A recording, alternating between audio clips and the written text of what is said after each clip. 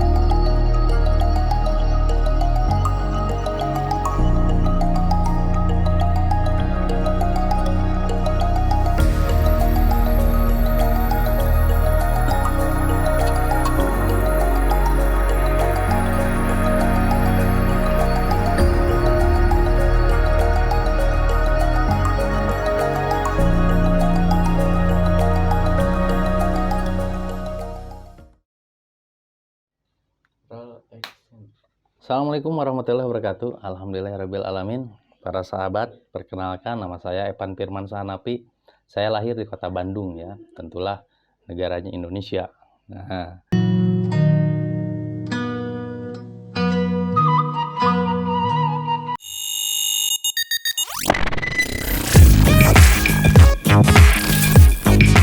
saya bekerja di kapal pesiar dari tahun 2008.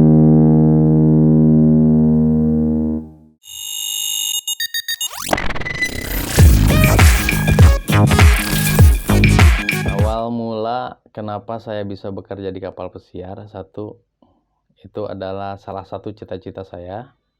Yang kedua, memang sebelumnya saya telah mengetahui bagaimana enaknya dan besarnya gaji yang didapat di kapal pesiar, karena teman-teman sepermainan saya dan saudara-saudara saya banyak yang kerja di kapal pesiar.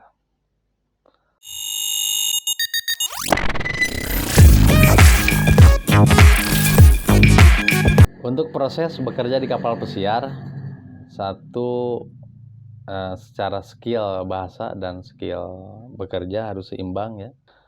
Untuk proses bekerja di kapal pesiar tidak sulit dan tidak mudah ya para sahabat. Satu, untuk bahasa memang kita harus membiasakan serta ikut interview ya. Adapun dokumen yang harus dipersiapkan, paspor, Simenbook, SCRB, CCM, BST ya. Hal yang dasar aja untuk persyaratan naik kapal pesiar.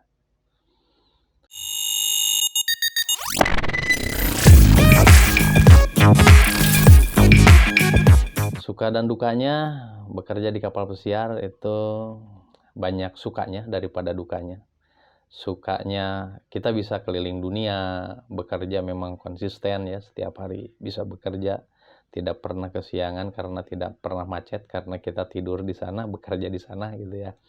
Yang asiknya bisa keliling dunia, bisa mengetahui adat istiadat atau karakter bangsa yang lain gitu, dan banyaklah sukanya. Dan dukanya nih, kita jauh dari keluarga gitu, kita jauh dari anak, dari istri. Apalagi saya sebagai muslim, pada waktu momen lebaran, malam lebaran yang biasanya mendengar takbir yang begitu menggema gitu, silaturahim dengan keluarga, dengan para sahabat dan tetangga waktu di darat itu terhapus ya dengan kegiatan kita di kapal pesiar yang harus terus bekerja. Mungkin itu suka dan dukanya.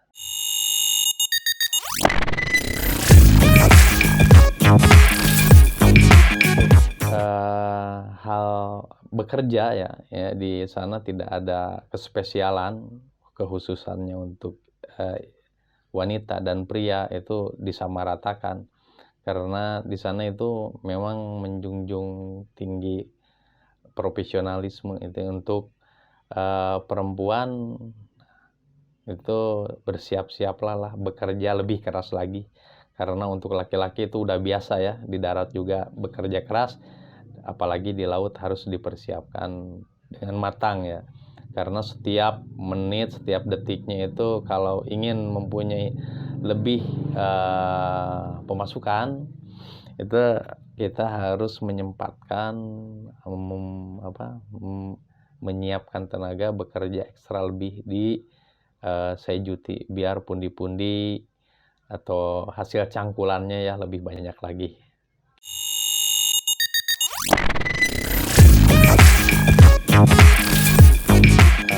Pendapatan ya, untuk basic salary, gaji untuk pribadi saya sangatlah cukup pada saat itu ya.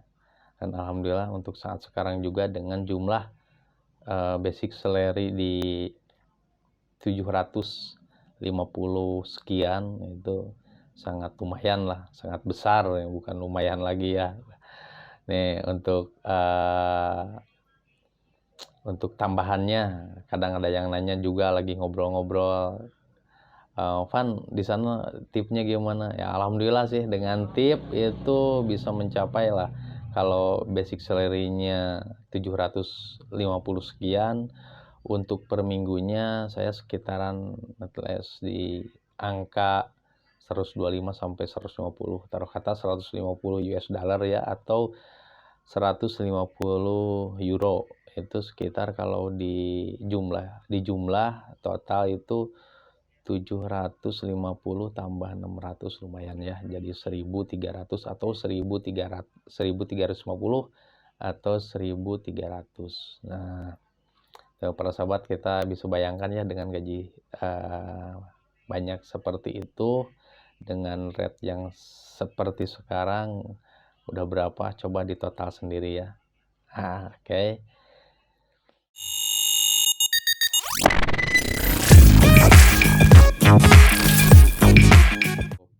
Saya sendiri di kapal pesiar itu untuk hal pribadi juga tidak begitu rumit, itu khususnya saya muslim.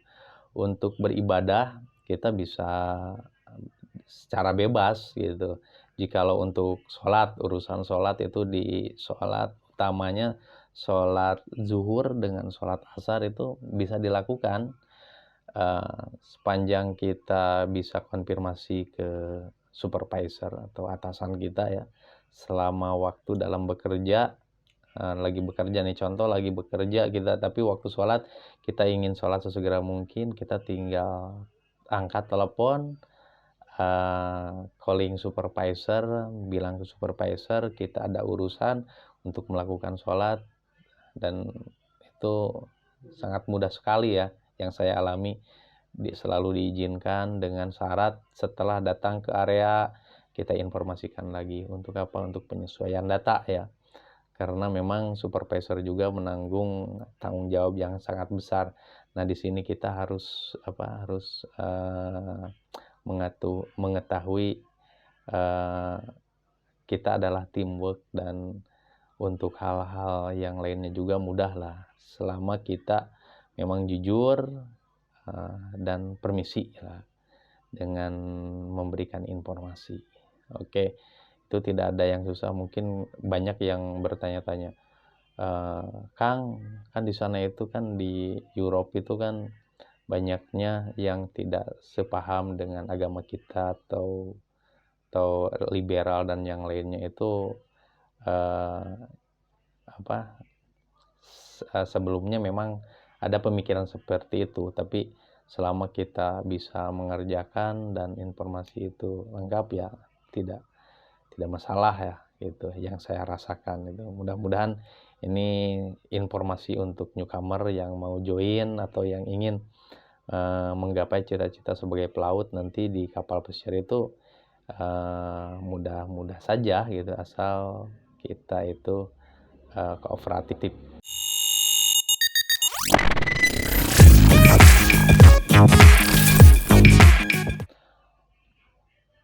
Nah, para sahabat, untuk newcomer yang mau bergabung dengan kapal pesiar, tip dari saya, carilah agen-agen yang memang sudah mempunyai nama, sudah lama melintang di bisnis perkapalan ya, dan banyak bertanya kepada yang lainnya. Tingkatkan terus kualitas dalam berbahasa ya, improvisasinya secara kontinu untuk lebih terbiasa lagi dalam berkomunikasi. Karena mulai dari interview dengan user sampai bekerja di kapal pesiar, otomatis memakai bahasa Inggris. Dan untuk dokumentasi, dilengkapi saja untuk paspor dan Simen Book, karena itu adalah salah satu kunci di antaranya ketika kita dibandingkan dengan kandidat yang lain, tentunya yang mempunyai dokumen lebih lengkap lagi, bahkan sedikit lebih mempunyai nilai dari kandidat yang lain, bisa-bisa kita diprioritaskan oleh user ya untuk bekerja secara cepat dalam perekrutan di kapal pesiar. Oke para sahabat, dengan doa dan ikhtiar kita, mudah-mudahan kita sukses terus ya. Terima kasih Anda telah menyimak paparan informasi dari saya. Mudah-mudahan untuk newcomer beruntung ya. Newcomer beruntung, untuk yang mau join beruntung, dan untuk para repeater ya terus berjuang gitu ya. Assalamualaikum warahmatullahi wabarakatuh.